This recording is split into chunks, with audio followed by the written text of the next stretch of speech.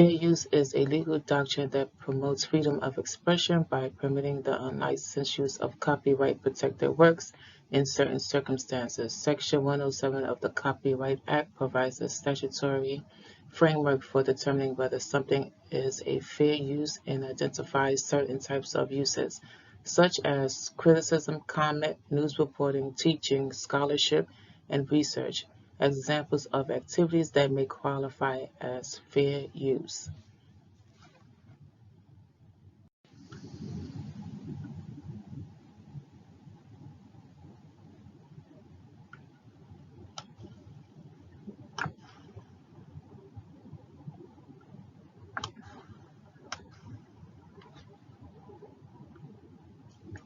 Let's talk about it. More information has come out about the Rigoberto Lopez case. The sister of the mentally ill homeless man accused in a murderous A-train stabbing spree talked with her brother before and after the gruesome subway slayings, yet had no idea he had gone on a bloody rampage, she said. Rigoberto Lopez regularly behaved strangely and was paralyzed by his obsession over small details, but had no indication he was homicidal, Sister Elizabeth Ashwood, 27, told the Daily News.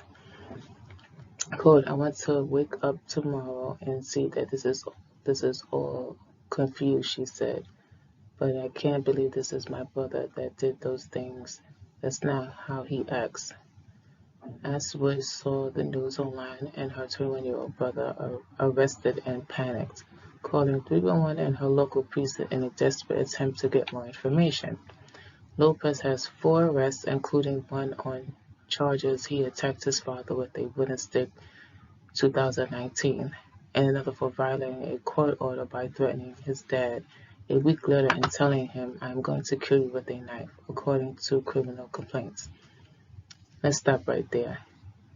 That shows that something happened, something out of the ordinary, or his symptoms got worse and nobody recognized it.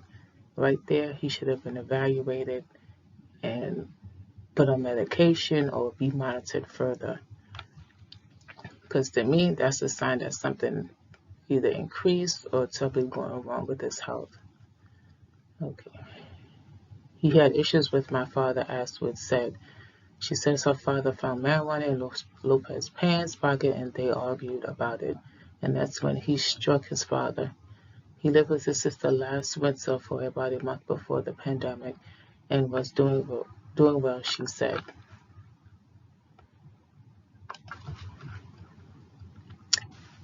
It's also reported a social worker visited a couple of times during that period, but he still acted strangely on occasion. He would say things, why did you use your phone in your right hand? Why don't you use it in your left hand? And I would say, why are you asking me that kind of question? I would say a sign that something was off, something was not right. Lopez only started living in shelters about 3 months ago, his sister said. He would visit her about 3 times a week to eat and shower and continually ask him to take care of himself. He appears like a homeless, she said. I would say. You can't be there like that. You have to take a shower and change your clothes. You don't have to be like that. You cannot get a job like that. In my opinion, he needed more assistance to see a go either to a mental hospital or a psychiatrist because nobody saw the signs that he needed help, allegedly. Police said Lopez has spent time in at least one hospital psychiatric ward. Ashwood said he never got any consistent mental help, though. He was never on any medication. She said he was referred to Samaritan Daytop Village, a program for drug users, but refused, she said. Ashwood last saw her brother Friday morning, not long before he allegedly went on the subway rampage. He visited her Washington Heights apartment, just 2 blocks from the 175th Street A-train stop, to use her phone and call his lawyer regarding his upcoming court dates. He seemed fine, she said, but frustrated. He had just gotten a housing voucher 2 days prior, his sister said. He was saying, I cannot live in the shelter. I don't feel comfortable, Aswood said, agreeing to help him find a room, but insisting he clean up his appearance. On Saturday, she reached out to him on Facebook Messenger to follow up, and he asked if he could visit and pick up the housing paperwork, which was at her home. She sent him messages asking him if he needed food or money to buy food.